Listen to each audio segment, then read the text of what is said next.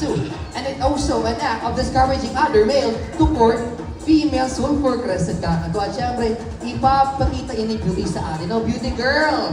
Alam ginagawa ng mga lalaki pag naniligaw sila sa'yo. Ang ginagawa pag naniligaw. And there you go, di ba? One more time, girl. Paano? Paano maligaw?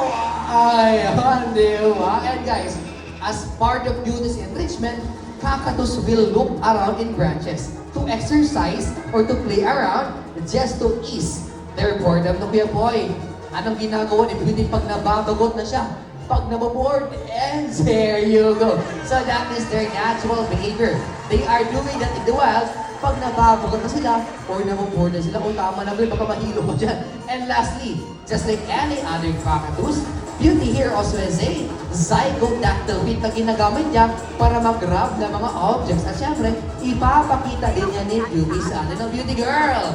Show their zygodactyl feet, and there you go. Once again, that is zygodactyl feet in action.